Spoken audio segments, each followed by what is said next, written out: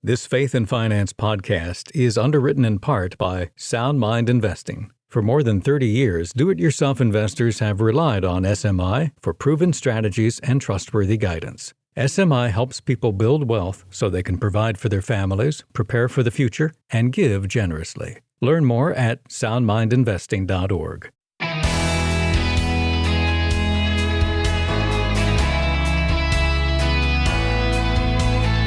And he gathered up all the food of these 7 years which occurred in the land of Egypt and put the food in the cities. He put in every city the food from the fields around it.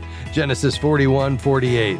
I am Rob West. Joseph's story isn't just dramatic, it's a powerful example of godly wisdom in uncertain times. His preparation during years of abundance helped an entire nation weather a famine.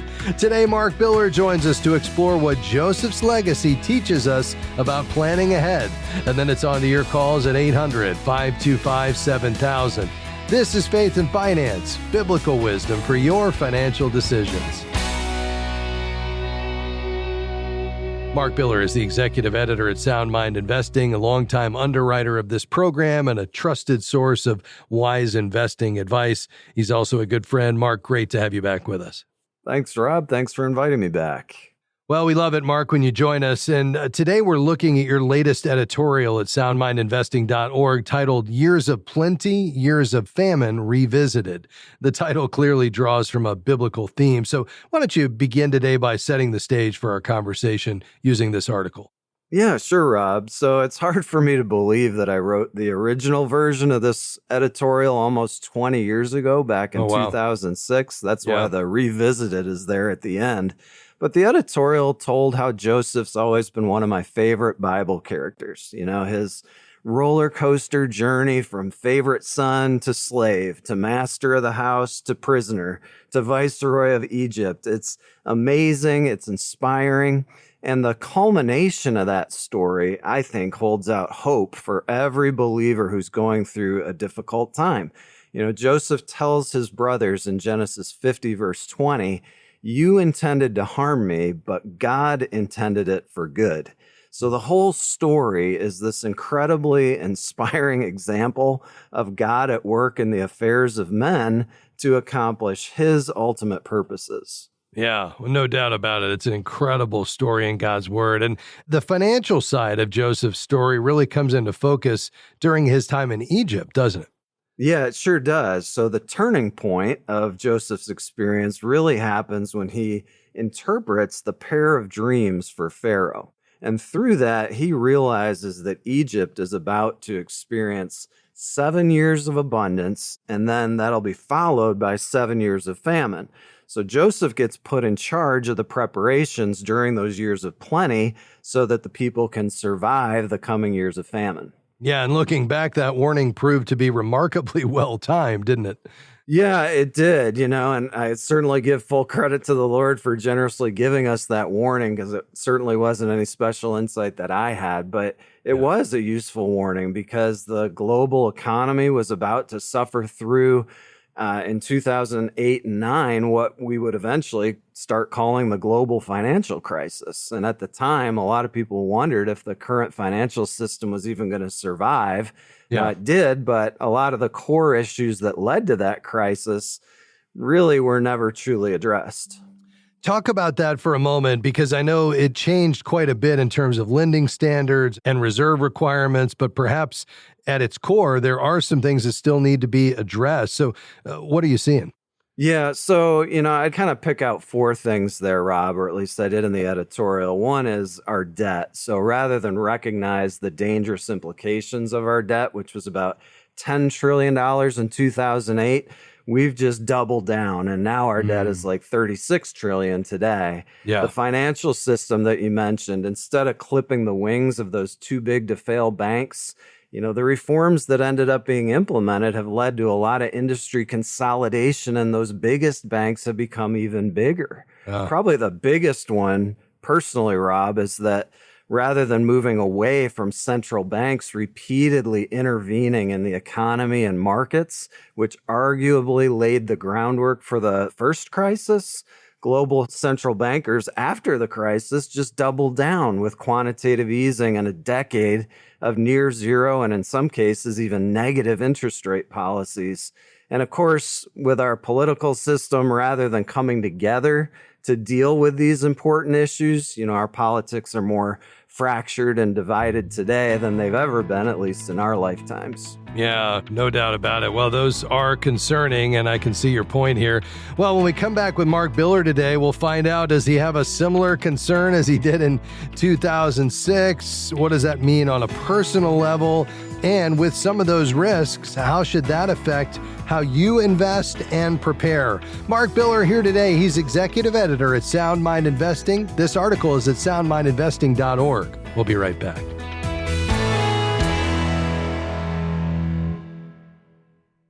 Are you a financial professional looking to grow your practice while offering advice that aligns with your Christian values? By becoming a certified Kingdom advisor, you'll gain the biblical wisdom and professional credibility to serve clients who are seeking faith-based financial guidance. Each year, more than 75,000 people search for a certified Kingdom advisor. Join our community and share your expertise with clients looking for someone who shares their faith and values. Start your journey today by going to kingdomadvisors.com/get-certified. Faith and Finance is grateful for support from Sound Mind Investing. If you have money in an investment account, sometimes the stock market can seem like a roller coaster. But it's possible to enjoy both profit and peace of mind as a do-it-yourself investor, no matter what's happening in the market.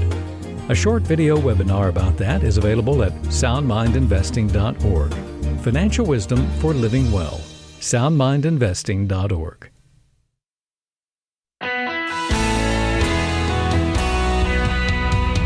Great to have you with us today on Faith and Finance. Well, Joseph's story in the Bible is not only dramatic, it's a powerful example of godly wisdom in uncertain times. His preparation during years of abundance helped an entire nation weather a famine. Well, today, Mark Biller joins us to revisit an article he wrote back in 2006 with some concerns about what might be on the horizon, drawing from Joseph's story. Now, we know how that played out in 2008 and 2009 with the Great Recession and the global financial crisis. So clearly, there was something that came following that article, and Mark has taken the opportunity to revisit that article, and he's sharing some of the concerns that exist today. Now, Mark, you were sharing before the break just around our runaway debt and some of the political undertones of all of this. You've talked about how those big banks have become even bigger. Are you sensing a similar kind of concern today that you did in 2006? So the good news, Rob, is unlike in 2006, I don't have any specific sense of foreboding today. But that said, there are signs of stress everywhere within the financial system. Yeah. And to be honest, we never know when the next crisis might come. Knowing the Bible's many clear warnings about debt, it really doesn't take a prophet to see that eventually the global economy's debt addiction is likely to cause problems at some point. But no, nothing real specific this time around. All right. Well, that's good news. We'll get to the economic risks we should be planning for. But first, what about at a personal level, Mark? How should we prepare? Yeah, I'm glad you asked the question that way, Rob, because while it is easy for us all to focus on these national or global problems, God has graciously provided protective principles to help us prepare individually for future storms. So if we're wise, those of us who are fortunate enough to presently maybe be enjoying years of plenty with our home prices and asset values at all-time highs and unemployment relatively low, we should be preparing now for future strains to the system. And we can do that by diligently working to get debt-free, to fund an emergency savings reserve, investing for the future, and diversifying broadly.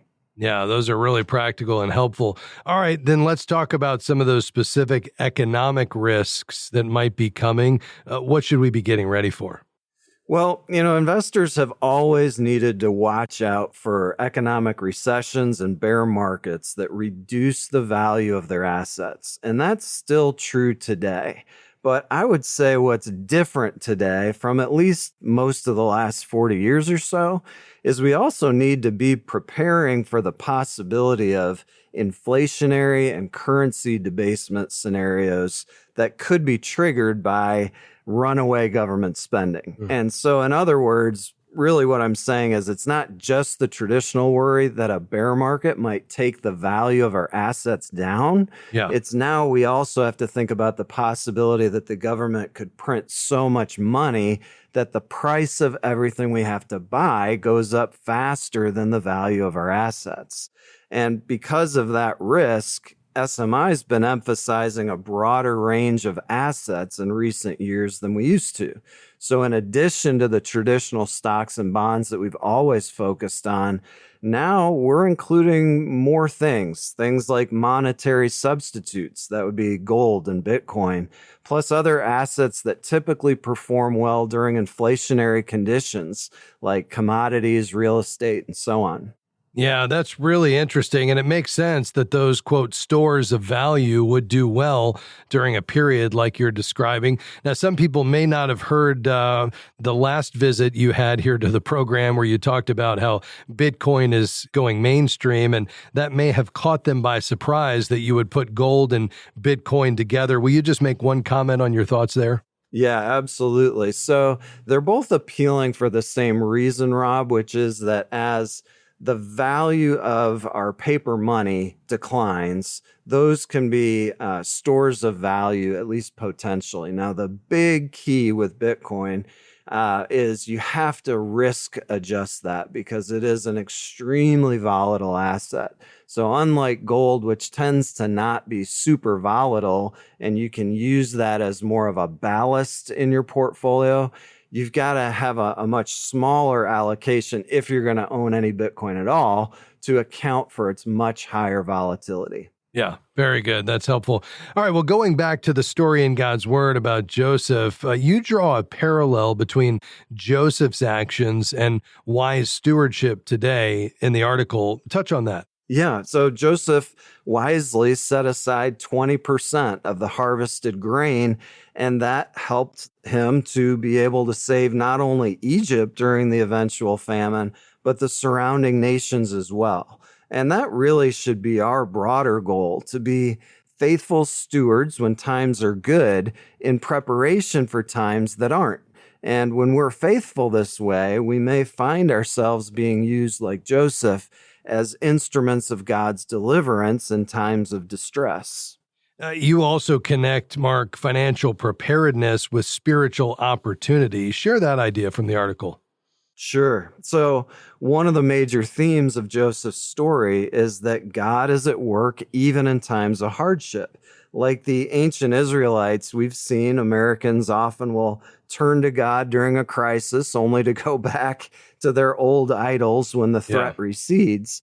And those crises can be widespread like they were in 2008, but much more commonly, they're individual crises, like the case of a neighbor or a coworker falling on hard times. And in either of those cases, having our own financial house in order may enable us to reach out and help while also offering the spiritual food that truly satisfies. Yeah, no doubt. And as we look to God's Word, we see these principles that we talk often about on this program. But share, Mark, some of those practical ways a listener can prepare during a year of plenty to be a source of help during someone else's year of famine. Yeah, a lot of them are really foundational things. They're things like building and maintaining that emergency savings fund so that you're ready to weather your own crisis and then, of course, possibly be able to help others in theirs. Another one is to live below your means so that you can give generously when you see other people struggling with their own crisis. A third one, more on the investing realm, would be to consider diversifying into assets that preserve value across different economic scenarios. Like we were talking about earlier, the threat of a recession and your 401k falling in value is very different from the threat of higher inflation and currency debasement. So we've got to keep our eye on a couple of different possibilities, different economic scenarios. And then a fourth one would be to focus on our spiritual readiness as well as our financial preparedness. Yeah. If you're already in that season of famine right now, Mark offers some really helpful suggestions. First of all, don't lose heart. God is your provider. Take some small steps forward. Connect with community, maybe your local church. Lean into that opportunity to let others step in during your time of need. And remember, this season won't last forever. You can prepare for the next season of plenty right now. Mark, so appreciate you. Thanks for stopping by. I always enjoy it, Rob. Thank you. That's Mark Biller, executive editor at Sound Mind Investing. You can read his editorial, Years of Plenty, Years of Famine Revisited, at soundmindinvesting.org. We've got to take a quick break, but much more just around the corner. If you have a question today, call right now, 800-525-7000.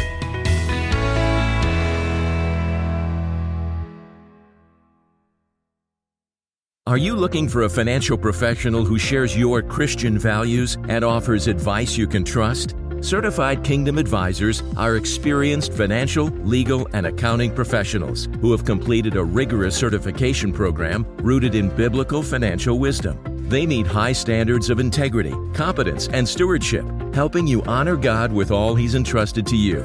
To find a certified Kingdom Advisor in your area, visit faithfi.com and click Find a Professional. We're grateful for support from Guidestone, whose diversified suite of investment solutions align with Christian values to create positive change in the world. More information is available at guidestonefunds.com/faith. Investing involves risk, including potential loss of principal. Carefully consider the investment objectives, risks, charges, and expenses of Guidestone Funds before investing. They're distributed by Foresight Funds Distributors, LLC, which is not an advisory affiliate, a registered investment advisor, nor do they provide investment advice.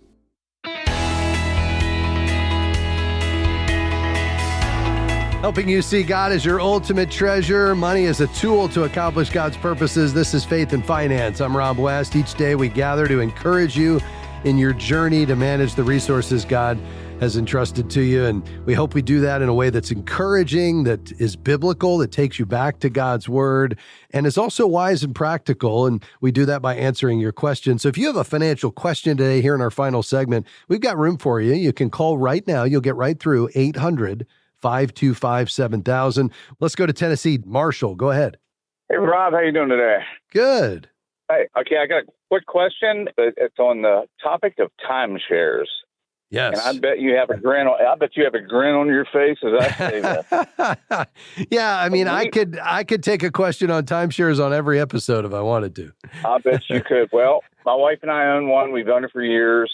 And my point is maintenance fees, and there are other options for vacationing. I just think it's a bad idea. I think we need to get rid of it. It's going to cost us $2,000 to get rid of it. And she really likes it, but we can do other things. So I don't know what else to do. I don't want to hurt her feelings. I love her, but I don't think it's a good move. So, yeah, I would tend to align with you. Now, I'm sure in an audience this size, Marshall, there's people out there listening right now that have a timeshare and they absolutely love it. And they have a guaranteed vacation spot every year, and they can, trade locations, and they like the resort style amenities, and they're not buying a second home or anything like that. And that can sound appealing. But I think the reality is, number one, typically timeshares are sold, not bought. Meaning people don't go out looking for timeshares. They typically either got a free weekend or they happen to be somewhere and they're like, hey, if you take a couple hours, we'll give you free tickets to the amusement park or whatever. And so typically they're sold to people, and often with a kind of a high pressure sales strategy, which is the first red flag for me. The second concern I would have is just the number of people. I don't get many people calling. Now, maybe we'll get a flood of them now, but I don't get many people calling saying, hey, can I tell you how much I love my timeshare?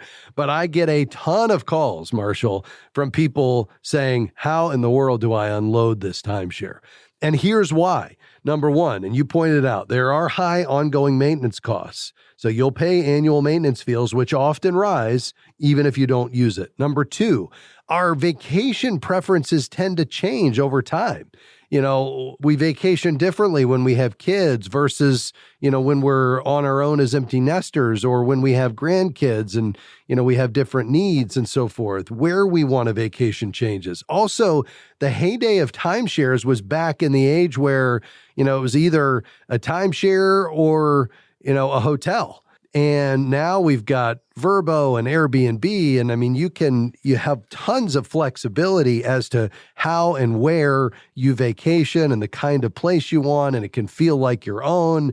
You're not having to deal with elevators and lobbies and, just being stuck in a room looking at four walls. You can actually be in a house on a river or a lake or a beach or in the mountains. And, you've just got so much flexibility that I think not getting locked into something that you're constantly going to have to service and maintain, if your preferences change down the road, I think is something a lot of people like. Does that make sense though?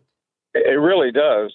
So they said $2,400 and they'll take it back. We have to pay them to take it back. So yeah, exactly. So I just think there's so many more options when you don't get locked into something, and I think you guys will be glad you did it. I hate that I'm, just kind of piling on because, if your wife is listening or you share this with her, she might be like, yeah, but I really want it. And I get that. But I just think having flexibility, having options, not obligating yourself to an ongoing expense in the future, I think you guys will just be glad perhaps 2, 3, 4, 5 years from now that you didn't go into this, and you basically have control over how and when and where you want a vacation. That's just my opinion. You guys think about it, pray about it, and I'm confident you'll make a great decision. Marshall, we appreciate your call today. Thanks for being on the program, sir. Let's go to Wilmington, North Carolina. Hi, David. Go ahead. I enjoy your show very much, sir. It's real, informative, and it's educational. So thank God for you all. Thank My you very much. question is, tithing, in the Old Testament, I know it mentioned tithing. And even today, we are tithing. But in the New Testament, Paul stresses that give as your heart purpose you to give. And I had talked to some people about tithing. They say, well, I do like Paul would say, like purpose in my heart.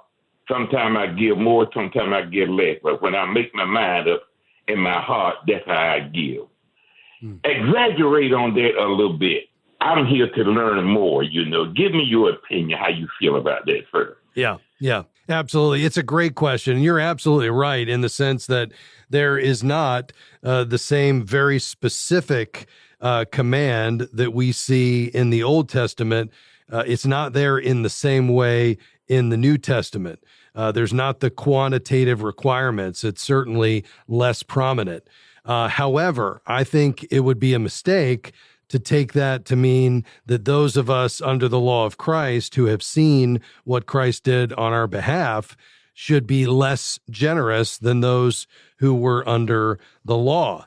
I mean, keep in mind, we certainly wouldn't want to be in a position, I don't think, of giving away any less of our income than those who had so much less of an understanding of what God did to save them. And so I think the big idea there is that the tithe becomes kind of a minimum standard, not the standard. So if we were to summarize everything we see in the New Testament, David, around giving, I think there's 4 big ideas that jump out at me as I look through the New Testament. Number 1 is giving freely. So it's not under compulsion where we feel obligated. It's not about a legalism or checking a box to, quote, do our part. It's giving freely as an overflow or an expression of our gratitude to God. I think the second big idea is proportionate giving. You remember it says in God's word, to whom much is given, much is required. I think the third idea that we see is that we're to give cheerfully. Remember, Paul says we don't want to give cheerfully. We don't want to give under compulsion. The word for that is hilarious giving. Again, an overflow of our gratitude to God. And then I think the final big idea is sacrificial giving. You remember the most famous giver in the New Testament is the widow. We don't know her name, but we know she gave out of her poverty. So I think you're right in the sense that there's not that same kind of standard that we're obligated to, but now we have an opportunity, having seen what Christ did on our behalf, to do some hilarious giving. And I think the tithe then becomes the training wheels of giving, the beginning point, not the ending point. Thanks for your call, sir. Folks, that's going to do it for us today. I hope you found something today helpful and you were encouraged. I certainly couldn't do this without my amazing team, my incredible producer, Devin Patrick, providing great research today, and assistance is Mr. Jim Henry, providing our phone support and call screening today, Sandy Dickinson. Hey, if you want to be a FaithFi partner, it'd be a huge blessing to us as a listener-supported ministry. Go to faithfi.com/partner to learn more, and then come back and join us tomorrow. We'll see you then. Faith and Finance is provided by FaithFi and listeners like you.